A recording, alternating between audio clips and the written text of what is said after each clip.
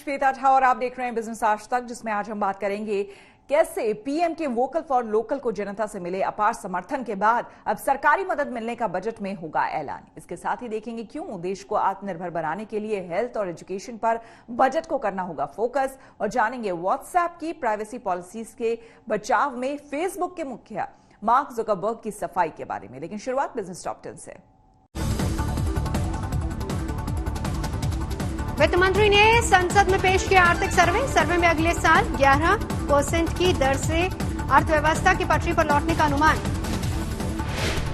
आर्थिक सर्वे में 2020-21 के विकास दर -7.7% रहने की जताई गई आशंका। इकोनॉमी में वी शेप रिकवरी का किया दावा। मुख्य आर्थिक सलाहकार के सुब्रमण्यम ने कहा, आईएमएफ के मुताबिक अगले 2 साल में भारत सबसे तेजी से बढ़ने वाली अर्थव्यवस्था होगी। मुख्य आर्थिक सलाहकार ने लॉकडाउन के बिना भी कोरोना से आर्थिक रफ्तार सुस्त रहने का किया दावा। कहा, लॉकडाउन ने जान और रोजगार बचाने में की मदद। फ्यूचर रिटेल विवाद के बीच विदेशी निवेश के नियमों के उल्लंघन में फंसी अमेजन। ईडी ने ई कॉमर्स कंपनी के खिलाफ दर्ज किया मामला।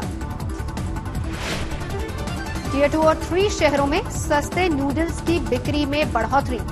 ओकी क्रेडिट की रिपोर्ट का दावा, महंगे बिस्किट ब्रांड्स भी बने छोटे शहरों की पसंद। पावर ग्रिड के बिना भी लगातार सोलर एनर्जी की सप्लाई करेगा नया सिस्टम। उषा श्रीराम ने किया लॉन्च। कोरोना काल में नौकरियां देने में सबसे आगे रहा स्टार्टअप सेक्टर। पहली छमाही में 1.7 लाख लोगों को दिया गया रोजगार। व्हाट्सएप की प्राइवेसी पॉलिसी विवाद पर मार्क जुकरबर्ग ने दी सफाई। कहा, अपडेट से नहीं बदलेगी प्राइवेसी। उदयपुर के लक्ष्यराज सिंह मेवाड़ के नाम चौथा Guinness book of world record. 1 घंटे में 12,500 स्वच्छता उत्पादों का किया दान।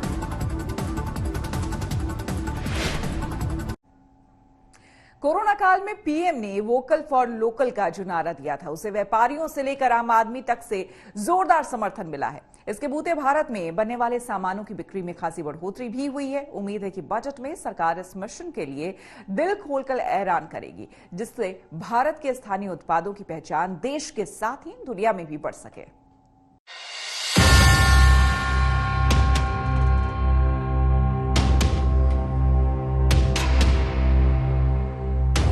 इस बार के बजट में वोकल फॉर लोकल को बढ़ावा दिए जाने से जुड़े कई बड़े ऐलान किए जा सकते हैं। बजट से पहले ही अपने कई भाषणों में पीएम ने वोकल फॉर लोकल को बढ़ावा देने के लिए युवाओं समेत समाज के हर वर्ग को संबोधित करते हुए इस अभियान का जिक्र किया है।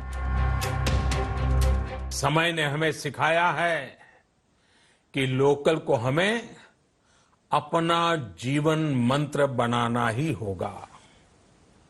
आपको आज जो ग्लोबल ब्रांड्स लगते हैं, वो भी कभी ऐसे ही बिल्कुल लोकल थे, लेकिन जब वहां के लोगों ने उनका इस्तेमाल शुरू किया, उनका प्रचार शुरू किया, उनकी ब्रांडिंग की, उन पर गर्व किया, तो वो प्रोडक्ट्स लोकल से ग्लोबल बन गए।